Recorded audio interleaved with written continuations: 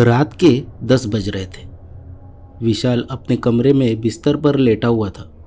Mobile की screen पर उसकी उंगलियां तेजी से चल रही थी। व्हाट्सएप ग्रुप टाइगर हिल एडवेंचर में चैटिंग चल रही थी। विशाल ने कहा, भाई लोग, प्लान पक्का है ना? रात 12 बजे निकलते हैं। रोहन ने रिप्लाई किया, अबे हाँ, मैंने मम्मी पापा को बोल दिया है कि मैं तेरे घर पे पढ़ाई के लिए जा रहा हूँ। तुरंत मोहसिन ने रिप्लाई किया, भाई मेरे भी घर वाले मान गए, लेकिन तेरी गाड़ी का क्या सीन है? विशाल के चेहरे पर एक शैतानी मुस्कान आ गई। उसने तुरंत रिप्लाई किया, अबे फालतू का टेंशन मत ले। मेरे पापा गाड़ी लेकर गए होते तो दिक्कत थी, लेकिन इस बार वो ट्रेन से सफ़र कर रहे हैं। गाड़ी घर पर ही है, हम चारों आराम से निकल सकते हैं इससे। अब तक जेसिलिया का कोई रिप्लाई नहीं आया था। विशाल ने डायरेक्ट उसे कॉल किया। दूसरी रिंग पर ही जेसिलिया की आवाज़ आई, विशाल, तू पक्का कह रहा है ना कि किसी को कुछ पता नहीं चलेगा?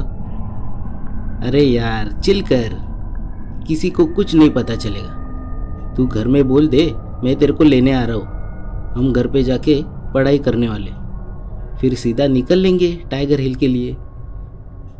थोड़ी देर सोचने के बाद जेसिलिया ने भी हामी भर दी।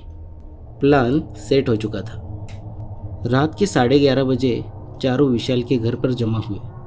विशाल के मम्मी पापा शिरडी गए हुए थे। घर में बस विशाल ही रह रहा था। चारों दोस्त बहुत एक्साइट हो चुके थे।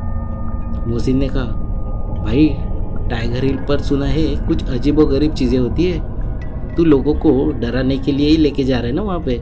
रोहन ने कहा, अबे वो सब फालतू की बात है, असली मज़ा तो वहाँ जाकर ही आने वाला है। विशाल ने कहा, बिल्कुल भाई लोग, आज की रात जिंदगी भर याद रहेगी। लेकिन ये चारों नहीं जानते थे कि आज की रात सच में यादगार होने वाली थी। पर जिस तरह से वो सोच रहे थे वैसे नहीं। उस रात चारों दोस्त गाड़ी लेकर निकल पड़े। टाइगर हिल तक पहुंचने के लिए लगभग 2 घंटे लगने वाले थे। 1 घंटे तक सब कुछ ठीक चल रहा था, लेकिन फिर रास्ते में एक सुनसान इलाका आया। अचानक तेज बारिश शुरू हो गई। बारिश इतनी तेज थी कि विशाल को गाड़ी चलाना मुश्किल हो रहा था। जैसे तैसे उसने गाड़ी आगे तक बढ़ाई, लेकिन कुछ दूर जाते ही गाड़ी की बैटरी बंद पड़ गई और गाड़ी रुक गई। विशाल ने गाड़ी स्टार्ट करने की पूरी कोशिश की। पहली बार कुछ नहीं हुआ। दूसरी बार गाड़ी ने हल्का सा झटका दिया, लेकिन स्टार्ट नहीं हुई। तीसरी बार इंजन गड़गड़ाया और अचानक गाड़ी चालू हो गई। सभी ने चैन की सांस ली कि और आगे बढ़े, लेकिन मुश्किलें खत्म नहीं हुई थी। 5 मिनट बाद गाड़ी फिर से बंद हो गई। इस बार लाख कोशिश करने के बावजूद भी गाड़ी स्टार्ट हो नहीं रही थी। चारों दोस्त टेंशन में आ गए। तभी मोहसिन ने कहा, मेरे अब्बू की गैरेज है, मैं देखता हूँ कि कोई दिक्कत तो नहीं। वो गाड़ी से बाहर निकला और भीगते हुए इंजन चेक करने लगा, लेकिन गाड़ी स्टार्ट होने का नाम ही नहीं ले रही थी। बारिश लगातार तेज होती जा रही थी। करीब 15-20 मिनट तक वे सब गाड़ी के अंदर ही बैठे रहे और सोचने लगे कि क्या करें। बहुत घबराए हुए थे, सोच में डूब गए थे। फिर विशाल ने कहा, ऐसा करते हैं, आसपास कोई मदद मिल सकती है क्या, देखते हैं। विशाल और मोहसिन गाड़ी से बाहर निकलकर इधर उधर देखने लगे, जबकि रोहन और जेसिलिया गाड़ी में ही बैठे हुए थे। थोड़ी देर बाद विशाल और मोहसिन लौट आए। उनके चेहरे पर अजीब सा भाव था। विशाल ने कहा, हमें आगे एक घर दिखाई दिया, वहाँ लाइट जल रही है, शायद कोई रहता होगा। चारों ने आपस में फैसला किया कि उन्हें मदद मांगने के लिए उस घर तक जाना चाहिए। जब वे उस पुराने वीरान घर के सामने पहुंचे तो उन्होंने महसूस किया कि वह जगह बहुत ही अजीब थी। रोहन ने धीमी आवाज में कहा, यार ये जगह कुछ ठीक नहीं लग रही, देख तो सही, कैसे डरावना घर है। जेसिलिया ने डरते हुए कहा, क्या हमें सच में अंदर जाना चाहिए? मोहसिन ने गहरी सांस लेते हुए कहा। और कोई चारा नहीं है, बारिश भी रुकने का नाम नहीं ले रही।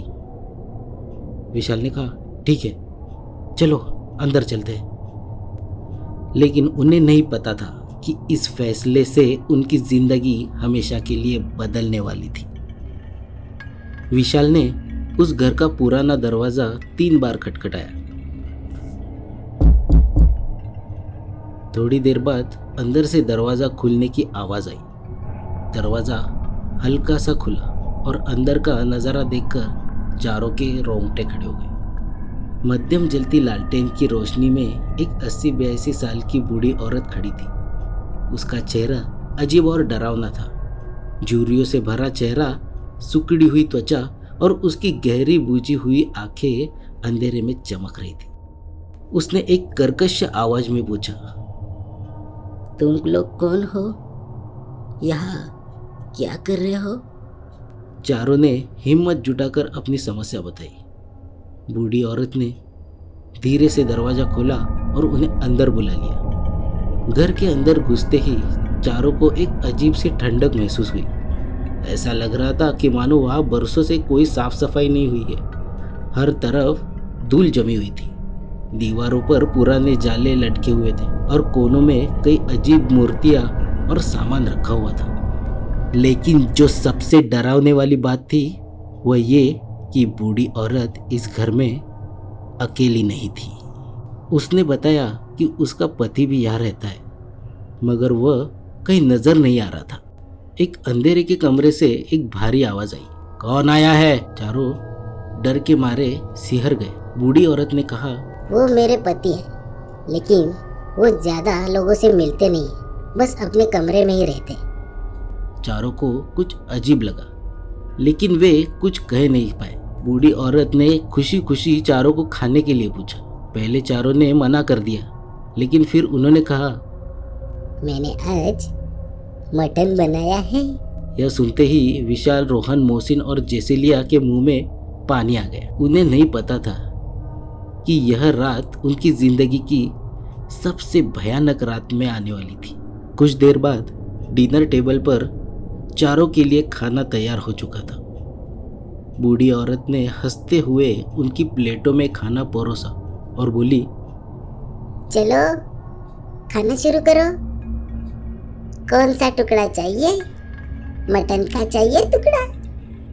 जो पसंद हो बता दो। जेसिलिया ने पहला निवाला मुंह में डाला, लेकिन जैसे ही उसने उसे चबाया, उसे कुछ अजीब सा स्वाद महसूस आया। उसने शक भरी नजरों से बूढ़ी औरत की तरफ देखा और पूछा, दादी ये कौन सा मटन है? बूढ़ी औरत ने एक अजीब डरावनी मुस्कान दी और धीरे से बोली,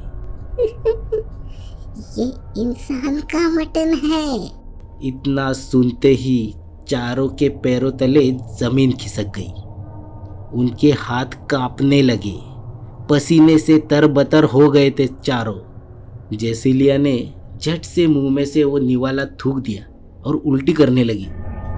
विशाल को समझ आ गया था कि वे एक भयानक जाल में फंस चुके हैं। उसने घबराकर टेबल से उठकर दरवाजे की ओर दौड़ लगाई, लेकिन तभी धड़ाम करके उसके मुंह पर एक जोरदार लात पड़ी। अंधेरे में से एक लंबा डरावना साया बाहर आया। वह वही बूढ़ा आदमी था जो अब तक एक अंधेरे कमरे में छिपा बैठा था। 6 फीट लंबा, पतला और डरावनी आंखों वाला वह आदमी अब विशाल के सामने खड़ा था। उसके हाथ में तेज धार वाली कुड़ाड़ थी और वो चमक रही थी। चारों की चीखें गले में ही घुट गई। बूढ़ी औरत जोर जोर से पागल की तरह हंस रही थी।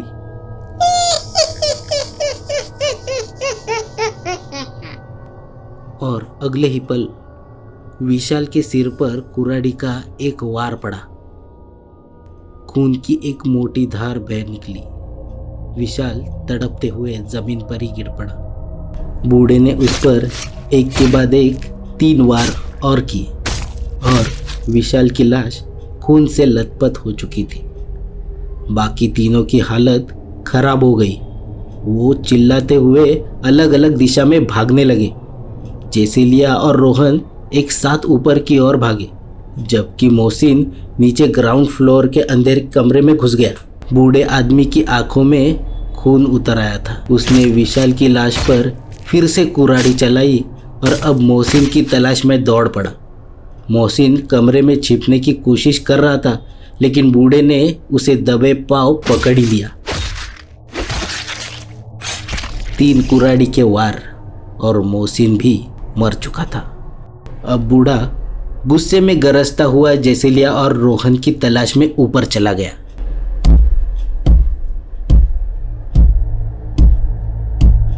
सीढ़ियों पर उसके भारी कदमों की गूंजें सुनाई दे रही थी। जेसिलिया और रोहन एक कमरे में घुसकर टेबल के नीचे छिप गए। उनकी सांसें तेज हो रही थी। अब क्या करेंगे रोहन, बताओ, जेसिलिया ने पूछा। रोहन ने कहा, मुझे समझ में नहीं आ रहा मम्मी, मम्मी।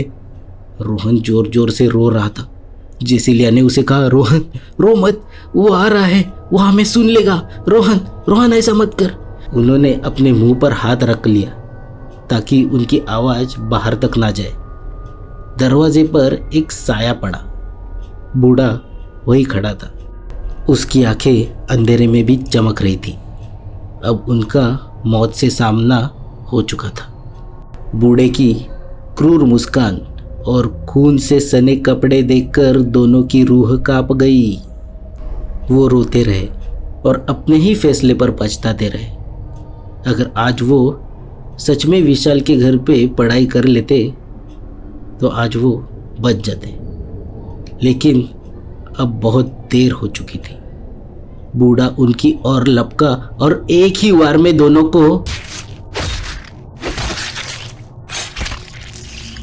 गायब हुए चारों बच्चों की तलाश में पुलिस उस घर तक पहुंच गई। दरवाजे से एक भयानक सी गंध आ रही थी। पुलिस ने दरवाज़ा तोड़ा और जो उन्होंने अंदर देखा वह उनकी रूह कपा देने वाला था। चारों के कटी फटी लाशें जमीन पर पड़ी थी। चारों बेरहमी से मारे गए थे, लेकिन हत्यारे कहाँ गए कोई नहीं जानता था। ये बूढ़ा और बूढ़ी कोई भूत प्रेत नहीं थे, बल्कि विकृत मानसिकता वाले हत्यारे थे।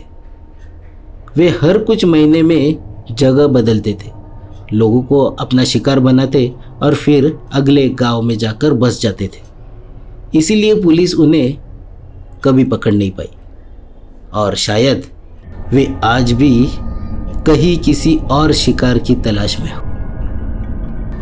धन्यवाद मित्रों, आपको यह कहानी कैसी लगी हमें कमेंट करके ज़रूर बताइए। अगर आपको यह वीडियो पसंद आया हो तो लाइक करें और हमारे चैनल को सब्सक्राइब करना न भूलें। ऐसे ही डरावनी कहानियाँ हम आपके लिए लाते रहेंगे।